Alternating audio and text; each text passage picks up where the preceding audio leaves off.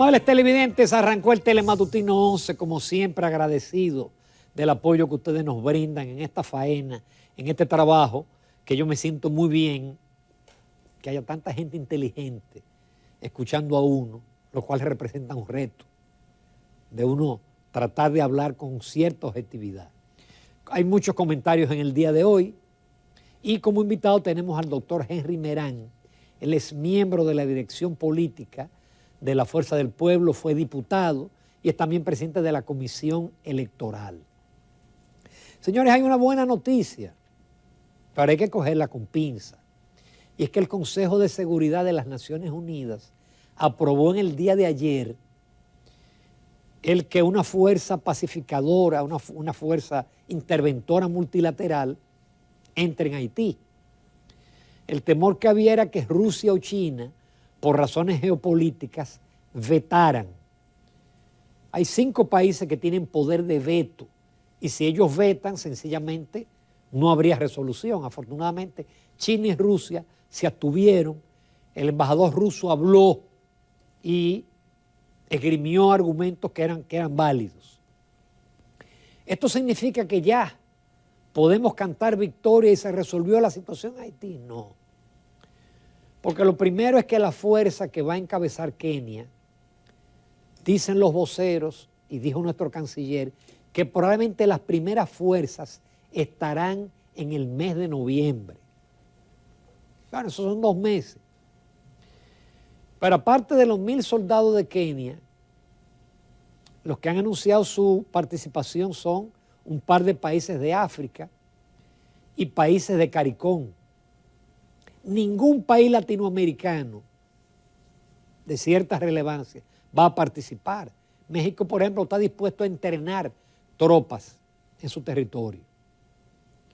Y eso yo lo dije desde el inicio, es decir, ningún país latinoamericano va a permitir ser dirigido por Kenia. El mandato es a 1 año prorrogable, esa fuerza estará ahí mucho tiempo, pero ojo, hay que ver la historia para usted entender las posibilidades de éxito o fracaso de esta gestión o de esta misión. Cuando Aristides fue derrocado la primera vez, fue repuesto por una intervención norteamericana. Después lo derrocaron por segunda vez en el 2004 y las Naciones Unidas crearon una fuerza que hasta tenía un nombre especialmente para Haití, el MINUSTAH, Misión de Estabilización de las Naciones Unidas en Haití. La MINUSTAH estuvo desde el 2004 hasta el 2017, 13 años. ¿Estabilizaron Haití? No. Tú sabes que ellos dejaron un rastro de violaciones. Es más, contra los argentinos hubo demanda porque dejaron una cantidad de niños abaitos, fruto de las violaciones. Pero también dejaron cólera, porque hubo tropas africanas que llevaron el cólera de África, defecaban en los ríos y en Haití murió muchísima gente por el cólera. Partieron de Haití en el 2017, 13 años después, dejando la situación peor que como la encontraron, con el agravante de que habían desarmado el ejército y creado una policía. Lógico, muchos de esos miembros del ejército, ¿a qué se dedicaron? A la delincuencia. Entonces, en un país tan raro, donde los ricos, en vez de propender a que haya paz, estabilidad, para que haya negocios y crecimiento, los ricos financian las bandas. La élite financia las bandas. Entonces, por eso la tarea no va a ser sencilla. Porque primero es enfrentarse a los bandoleros, a tiro limpio. Ahí va a haber pérdidas colaterales de ciudadanos civiles. Y habría que ver la capacidad de combate de fuerzas de Bahamas, de Jamaica, porque estos policías de Kenia tienen fama de ser violentos y de ser brutales. pero ellos nada más son 1.000. 5.000 policías haitianos no han dado abasto a las bien armadas bandas haitianas. Pero la intervención, si se llega a la pacificación, no es suficiente. Es decir, la comunidad internacional tiene que meter dinero en Haití. Hay que construir infraestructura. Hay que tratar de crear instituciones.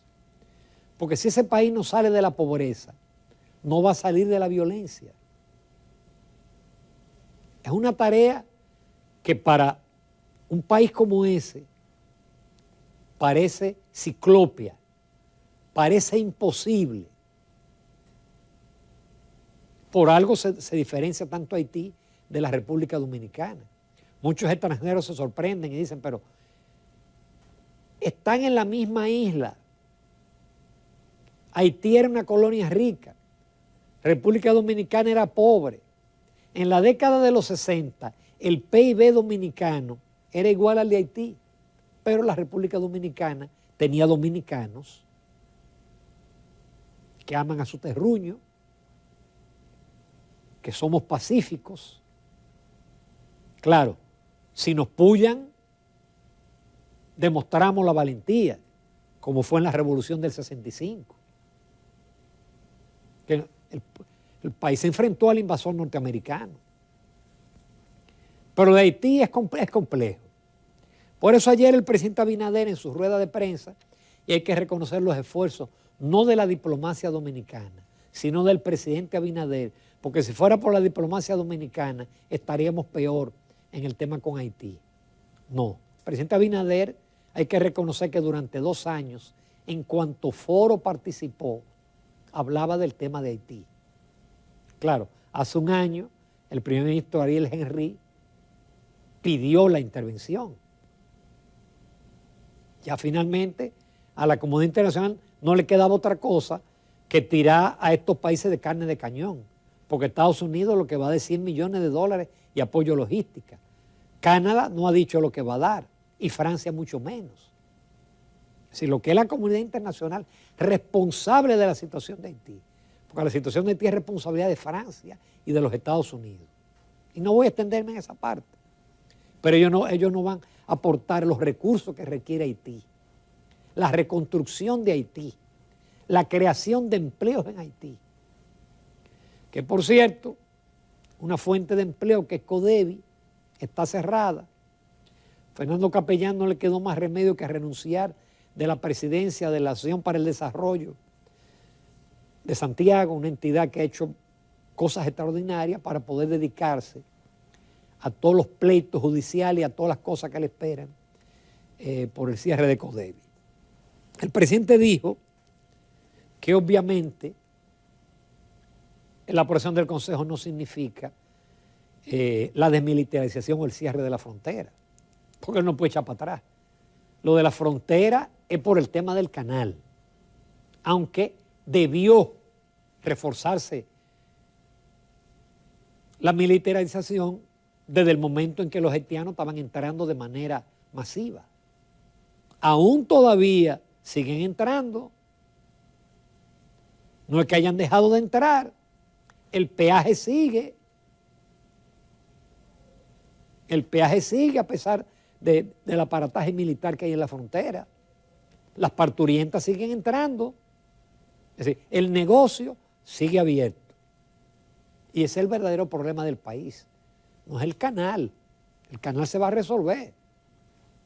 Cuando abran el canal de la vigía de aquí, los haitianos se van a quedar sin agua. Ese va a ser otro conflicto. Pero lo grave es el tema de los 3 millones de haitianos que hay en la República Dominicana. Ese es el problema nuestro, de verdad. Y de que si Haití no se pacifica, estamos condenados a que esta parte de la isla haya más haitianos que dominicanos. Y ahí se desapareció nuestra nacionalidad. Lo que ellos no pudieron entre el 1822 y el 44, es decir, no pudieron destruir nuestras raíces, lo van a hacer con la invasión pacífica. Señores, por otro lado, porque hay otros temas. El país no puede sustraerse de las situaciones difíciles que estamos viviendo. Por ejemplo, hay un dato preocupante. En el mes de agosto, las recaudaciones solamente fueron el 75% de las estimadas. Es decir, se esperaba que en agosto se recaudaran 90.700 millones y solamente se recaudaron 67.500. Pero sin embargo el gasto fue 90.000 millones casi. O sea, ahí tenemos un déficit. Un déficit que sabemos que es endeudamiento. ¿Por qué se provoca esto? Porque sencillamente la economía está desacelerada. La economía está en una meseta. La economía en agosto creció 1.5.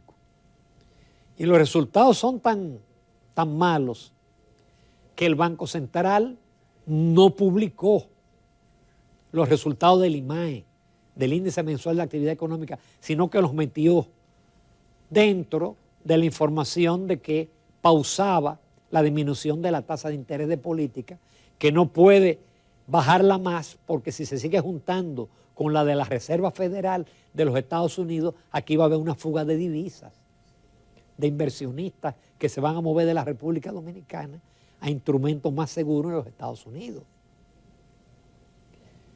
Pero por vez primera no se presenta el cuadro de qué pasó con cada sector.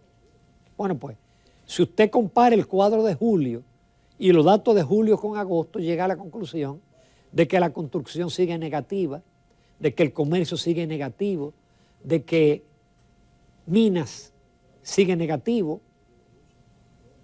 zona franca sigue negativo. Si la economía está básicamente en pie por el turismo y por las remesas. Pero todavía tenemos otras situaciones peores. Tenemos el caso de la energía eléctrica con los apagones. En agosto del 20, aún con el tema de la pandemia, las pérdidas de la distribuidora eran un 30%. Hoy en día son 41%. Este año vamos a llegar a un subsidio de casi 2.000 millones de dólares. Dinero en el zafacón. Pero resulta que hoy la prensa da la información actualizada que en julio de este año, frente a julio del año pasado, las pérdidas se incrementaron en 13.9%.